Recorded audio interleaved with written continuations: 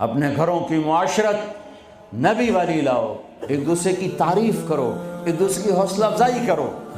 سبحان اللہ، اللہ کے نبی گھر آئے، ام سلمہ کے گھر کی باری، کھانے کو کچھ نہیں، پکایا کچھ ہے ہی کچھ نہیں، تو خامد و محمد مصطفیٰ جیسا اور آگے کھانا تیار نہ ہو تو بیوی کے دل پہ کیا گزرے گی؟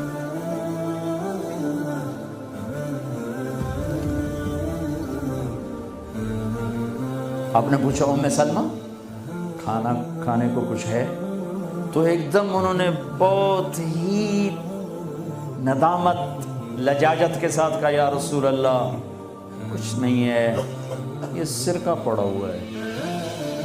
اب سرکہ کیا کہتے ہیں انگریزی میں؟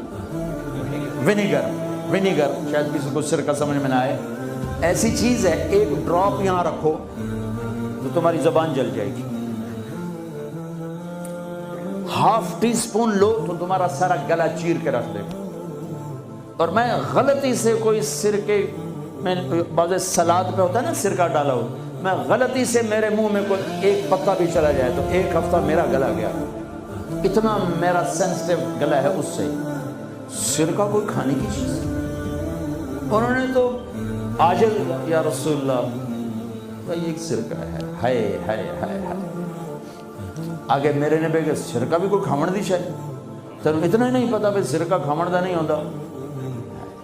میرے نبی نے فرمایا ہو نعم الادام الخل، ام سلمہ سرکے جیسا تو سالن ہی کوئی نہیں، سرکے جیسا تو سالن ہی کوئی نہیں۔ کیسے اپنی بیگم کو شرمندگی سے نکالا اور احساس کمتری سے نکالا، سرکے جیسا تو سالن ہی کوئی۔ جس گھر میں سرکہ ہے انہیں کسی سالن کی ضرورت ہی کوئی نہیں۔ یوں حوصلہ بڑھایا جاتا ہے۔ یہاں تو چونکہ وہ مقابلے کی ٹکر، یہاں بیویاں بھی ڈاٹی ہیں خوب، تو یہاں تو ان کی اپنی کونسلز بنی ہوئی ہیں۔ تو میں مسلمان عورت کو کہتا ہوں، چونکہ یہ میری بات آگے جا رہی ہے، آپ میرے سامنے بیٹھے ہو، ایک دوسرے کو عزت دو، برداشت کرو۔ میرے نبی نے فرمایا بہترین مسلمان وہ ہے جو بیوی سے اچھا سلوک کرتا ہو، اور بیوی سے فرمایا میری شریعت میں سجدہ ہوتا تو بیوی سے کہتا خامد کو سجدہ کر۔ بہترین صدقہ اولاد کی تربیت ہے۔ پورا گھر میرے نبی نے نقشہ، ہر ایک کی قیمت بتائی۔ ماں تیرے قدموں تلے جنت، کاش میری ماں زندہ ہوتی، تم دیکھتے میں کیا کرتا، میں عشاء کی نماز کے مصلی پر ہوتا، میں سورۃ فاتحہ پڑھ رہا ہوتا، ادھر سے آواز آتی میری ماں کی محمد، تو میں نماز توڑ کے کہتا لبیک اماں جان۔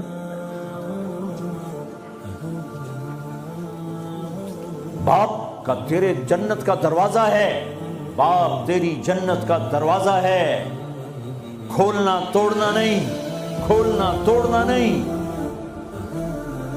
توڑ دیا تو جنت میں نہ جا سکو گے۔ سب سے بہترین مسلمان جو بیوی سے اچھا سلوک، سب سے بہترین عورت جو اپنے خامند کی منشا کو دیکھے۔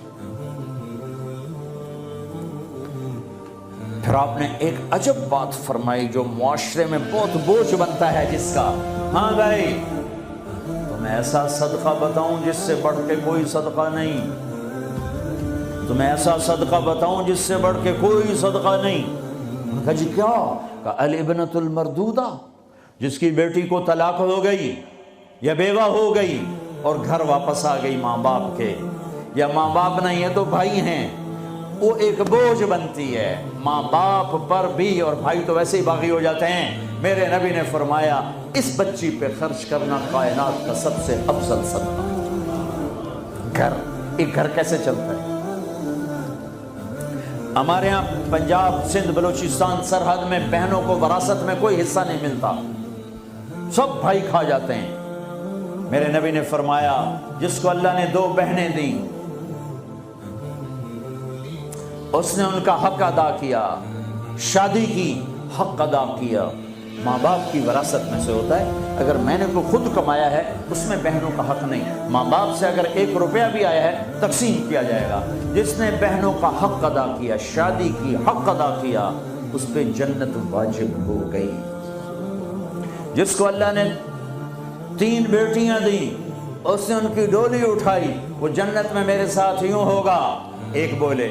اگر 2 ہوں، کہ جس نے 2 بیٹیوں کی شادی کی وہ بھی ایسے ہوگا. اللہ بھلا کرے. ایک صحابی کا کہ جس کی 1 ہو، کہ جس کی 1 ہے، اگر اس نے اس کو عزت سے رخصت کیا تو وہ بھی میرے ساتھ ایسے ہی ہوگا. پھر کئی بچیوں کو طلاق پڑی ہے کہ اس کو بیٹا نہیں ہوتا. یہاں آنے سے پہلے کا واقعہ، پنڈی سے بچی رو رو برا حال اس کا. میں تو فون سنتا ہی نہیں ہوں ایسے کہ میرا تو کلیجہ پھٹ گیا ہے. ہے کہنے لگی کہ سسرال نے کہا تھا بیٹی ہوئی تو طلاق دے دیں. میں نے کہا اس میں میرا کیا قصور ہے، اور بیٹی ہی ہوئی اور مجھے طلاق پڑ گئی اور میں گھر آ گئی 22 سال کی عمر. بیٹی دینے والا اللہ اور ظلم کرنے والا سسرال. میرے نبی کو اللہ نے بیٹے دے کے اٹھا لیے. قاسم اٹھا لیے، عبداللہ اٹھا لیے، ابراہیم اٹھا لیے. 4 بیٹیاں لی، 3 زندگی میں اٹھا لی. زینب، ام کلثوم، رقیہ، تینوں آنکھوں کے سامنے چلی گئیں. فاطمہ سے نسل چلی. آپ نے فرمایا لوگوں کی نسل بیٹے سے چلتی ہے، میری نسل میری بیٹی فاطمہ سے چلی. اس لعنت کو دھویا. عورت کا کیا قصور ہے اگر اس بیچاری کو بچیاں ہوتی؟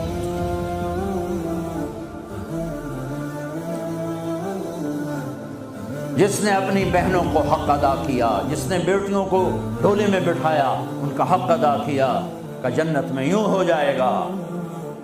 بہنوں کو دینا اتنا ضروری ہے. حرام ہو جاتی ہے روٹی. میں نے مولانا جمشید صاحب میرے استاد ہیں، میں نے ان سے تفسیر پڑھی. میں ایک دن شہد کی بوتل لے کر گیا، پرانی بات ہے 76-77. میں نے کہا حضرت یہ ہدیہ ہے. فرمایا کہاں سے لائے ہو؟ کہ میرے اپنے باپ. فرمایا تیرے باپ نے اپنی بہنوں کو، تیرے باپ نے اپنی یعنی میری پھوپھیوں کو، تیرے باپ نے اپنی بہنوں کو زمین میں سے حصہ دیا تھا؟ یہ سوال کیوں کیا؟ 10 روپے کی شہد کی بوتل تھی اس وقت، کہ اگر دیا تھا تو یہ میں لے لوں گا، اگر نہیں دیا تو پھر یہ حرام ہے، میں نہیں لوں گا. یہ مطلب تیرے باپ نے بہنوں کو حصہ دیا تھا؟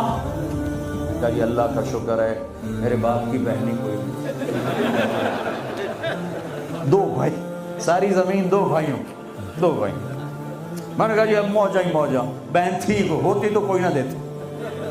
پھر کہنے لگے اچھا تیرے دادا نے اپنی بہنوں کو زمین میں سے حصہ دیا تھا؟ میں کہا جی اس لیے میں جمعہ ہی کوئی نہ ہوں. اتنی ریسرچ کے بعد ایک شہد کی بوتل قبول فرمائی. بیٹیوں کو دینا اتنا ضروری ہے.